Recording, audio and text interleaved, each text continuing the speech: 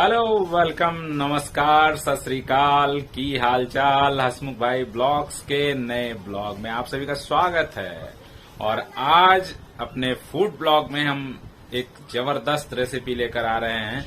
तो आप लोगों को पता है कि सावन की पूर्णिमा आने वाली है और उस दिन रक्षाबंधन का त्योहार मनाया जाता है। और बिना मीठे के रक्षाबंधन का त्योहार कैसे हो सकता है। तो भाई बहन के जो प्यार भरे रिश्ते हैं उसमें मिठास घोलते हैं और हम बनाते हैं आज बेसन की बर्फी। और घर में आप शुद्ध घी से कैसे बनाते हैं बेसन की बर्फी, ये आज आपको बताएंगे ये रेसिपी। तो बिना देर किए हुए चलिए बनाते हैं। तो चलें। बेसन की बर्फी बनाने के लिए जो सबसे जरूरी और महत्वपूर्ण इंग्रेडिएंट है वो बेशक बेसन है, लेकिन आपको ध्यान रखना है कि हमें इसमें जितना बेसन लेना है उतनी ही चीनी लेनी है और उतना ही शुद्ध घी भी लेना है। घी इसमें थोड़ा कम भी चलेगा, लेकिन जो है चीनी और घी थोड़ा कम चलेगा। लेकिन बेसन जो है आप एक कटोरी अगर ले रहे हैं तो मिठास के लिए चीनी भी उतनी ही होनी चाहिए और घी भी लमसम में उतना ही होना चाहिए। इन तीनों को मिलाकर बनेगा बेसन की बर्फी का बैटर। और फिर जो है उसको गार्निश करने के लिए जो है हमने काट लिया है पिस्ता, बादाम और थोड़े से काजू को। और इधर जो है इलायची का पाउडर तैयार है ताकि एसेंस के लिए। अगर आपको इलायची का एसेंस पसंद नहीं है तो आप उसको स्किप कर सकते हैं। आप सिर्फ इन चीजों से ही बेसन की बर्फी बना सकते हैं। तो चलिए बिना देर किए हुए बनाते हैं बेसन की बर्फी और घोलते हैं रक्षाबंधन में मिठास। से पहली जो प्रक्रिया हम करेंगे बर्फी बनाने में वो बनाएंगे चीनी की चाशनी। तो एक कटोरी चीनी जो हमने ली है उसको डाल देंगे और उसमें डालेंगे आधा कटोरी पानी और फिर उसको हम चाशनी बना लेंगे। उसको जो है लिक्विड फॉर्म में ले आएंगे ताकि उसको जब हम मिलाएं बेसन के साथ तो वो एकदम आसानी से एक एक जो दाना है बेसन का उसके साथ अच्छी तरीके से मिल जाए। और देखिए चाशनी जो है बनकर रेडी हो गई है। 1 से 1.5 तार की चाशनी जो है बन गई है। वो 1 से 1.5 तार का मतलब क्या है ना, जब बनते हुए जो है देखिए आप चाशनी को टपकते हुए देखेंगे ना तो एक जो तार की तरह आकृति बनती है वो एक से और दूसरी फिर हाफ की आकृति बनेगी। तो ये चाशनी हमारी रेडी है और चलिए अब इसको जो है आगे प्रोसेस में बढ़ते हैं। अब हमारा जो है घी जाएगा तवे में और बेसन को हम जो है फ्राई करेंगे। बेसन को एक तरह से घी में एक तरह से रोस्ट करेंगे और जो बर्फी बनने की प्रक्रिया है वो हमारी शुरू हो चुकी है।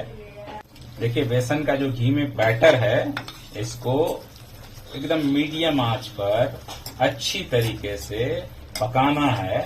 और आप देख रहे होंगे कि अभी जो ये दिख रहा है आपको वो लग रहा होगा कि जैसे कढ़ी पक रही हो, लेकिन असल में ये जो बेसन है ये पक जाएगा, पूरी अच्छी तरीके से पक जाएगा। और घी की जो खुशबू है ना, मैं बता नहीं सकता आपको कि वो आप वीडियो देखकर शायद महसूस ना कर पा रहे हो। आपकी नाकों में जो वो खुशबू घुसेगी मन प्रसन्न हो जाएगा, गदगद कर जाएगा, जो है कि खाने का मन करने लगेगा। तो शुद्ध घी में जब बेसन को आप इस तरह से पका रहे होते हैं तो जो बर्फी बनाने के साथ साथ जो उसको खाने की जो है चाहत आपकी काफी तेजी से बढ़ने लगती है। जरूरी बात का जो ध्यान रखना है आपको कि इसको लगातार आपको चलाते रहना है। ऐसा नहीं है कि इसको बीच में छोड़ देना है पकने के लिए।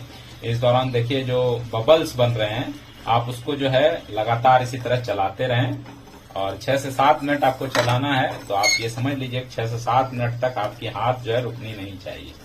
देखिए जो बैटर है वो अब लाल रंग का हो चुका है 6 से 7 मिनट पकाने के बाद।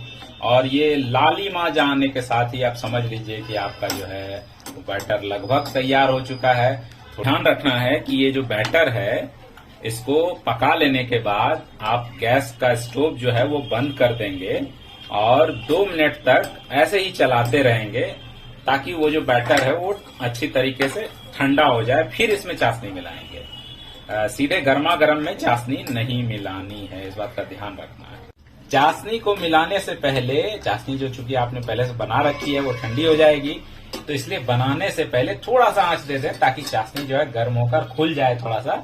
और फिर उसको मिलाना है बैटर में जो आपने बेसन का तैयार किया हुआ है। अब जो है देखिए हमारी चाशनी बैटर में जाएगी और चाशनी देखिए बैटर में चली गई, उसको हमको मिलाते रहना है। और अब इसमें जो है इलायची के पाउडर को भी डाल दिया गया है, उसको अच्छी तरीके से मिला दिया जाएगा। एक बात मैं ये हमेशा कहता हूँ कि अगर आपको इलायची की खुशबू पसंद नहीं है तो आप इसको स्किप कर सकते हैं, कोई बहुत जरूरी इंग्रेडिएंट ये नहीं है, आप बिना इलायची वाला खा सकते हैं। अब देखिए आपको उस समय तक जो बैटर लग रहा होगा ढीला ढीला, लेकिन देखिए ये अपने आप जो है कैसे गाढ़ा होने लगा, जमने लगा। और अब जो है इसमें आप देखिए हाथ से उसको देखिएगा कि गोल गोल जो है बिना चिपके हुए पानी लेकर ऐसे देखेंगे आप तो वो लड्डू की तरह बन जा रहा है। मतलब आप समझ लीजिए कि बर्फी का जो बैटर है वो तैयार है। अब इसको हमको सिर्फ जो है प्लेट में रखना है और फिर इसको बर्फी की शक्ल में काट देना है। तो जिस भी प्लेट में आप रखें, जैसे हम इसमें रख रहे हैं, उसमें थोड़ा सा घी पहले से लगा दें और घी लगाकर उसको जो है, अब देखिए ये हमारा प्लेट में चला गया। और देखिए बर्फी के लिए इसको सेट किया जा रहा है, चूंकि देखिए इसमें गार्निशिंग के लिए जा रहा है। गार्निशिंग के लिए जो है आपका पिस्ता गया, उसमें जो है बादाम भी गया, उसमें जो है थोड़ी काजू के भी टुकड़े हैं, वो आप पर डिपेंड करता है किस चीज से। बेसिकली पिस्ता से गार्निश होता है। अपने पास बादाम भी था, काजू भी था, तो हमने चलो सब कुछ दे दो भाई, मिठास बढ़ती रहना चाहिए, मिठास में जितना कुछ ऐड कर दीजिए। हालांकि ज्यादा मीठा खाना स्वास्थ्य के लिए अच्छा तो नहीं है, लेकिन त्योहार रोज थोड़ी आते हैं। गार्निश कर लिया है, बहुत खूबसूरत लग रहा है ड्राई फ्रूट्स डालने के बाद। अब इसको हम चाकू की मदद से बर्फी की शेप में काट लेंगे। तो कई मामलों में आपको लग रहा होगा जैसे सूजी का हलवा हम बनाते हैं और उसको बर्फी की शक्ल में काट लेते हैं, तो बेसिकली वही है। ये बेसन की बर्फी है। जैसे आप सूजी का हलवा बनाकर उसे बर्फी की शक्ल में काटते हैं, ये बेसन का हलवा बनाकर हम उसको बर्फी की शक्ल में काट रहे हैं। बेसिकली ये बेसन की बर्फी ऐसे ही बनती है। और इसका जो स्वाद होगा ना, आप उंगलियां चाटने को मजबूर हो जाएंगे। मैं एकदम दावे के साथ कह रहा हूं, क्योंकि मैंने इसको चुपके से जो है चख लिया है। तो देखिए ये बर्फी की शक्ल में कट गया है और मेरे ख्याल से 5 एक में बन रहे हैं, तो 4 बन गए, तो 20 के करीबन, नहीं कुछ तो थोड़े छोटे छोटे होंगे कुछ पीसेस, लेकिन 15 पीसेस जो हैं बहुत सॉलिड बन गए हैं। तो आप एक जरूरी बात जो आपको ध्यान रखनी है वो ये कि जब ये गर्म हो, जब आप इसको सेट कर चुके हों, तभी इसको काट लेना है, नहीं तो क्रैक्स आ जाएगा। देखिए थोड़ी सी देरी हुई तो इसमें कुछ क्रैक्स आ भी गए हैं, लेकिन आपको वो गलती नहीं करनी है। गर्म हो जब, उसी समय इसको काट लेना है बर्फी की शक्ल में और इसको रूम टेम्परेचर पर 10 से 15 मिनट के लिए छोड़ दीजिए। फिर जो है आपकी बर्फी रेडी हो जाएगी। उठाइए, खाइए। तो बर्फी देखिए हमारे हाथों तक भी पहुंच गई है।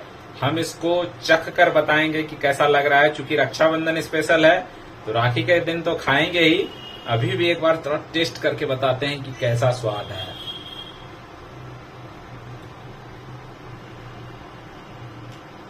वाह, मुंह में डालते ही जैसे लगता है घुल गया। और क्या स्वाद है, मिठास, घी की खुशबू, अद्भुत। कहीं बाजार में खरीदने से तो कहीं बेहतर होगा कि आप घर पर ही मिठाइयां बनाकर खाएं। कम से कम शुद्धता के मामले में और स्वाद के मामले में आप बाजी मार लेंगे। ये बेसन की बर्फी की रेसिपी आपको कैसी लगी कमेंट बॉक्स में जरूर बताइएगा। हमारे चैनल पर नए हैं तो हमारे चैनल को सब्सक्राइब कर लीजिए, बेल की घंटी भी बजा दीजिए, उसको बजाना मत भूलिए।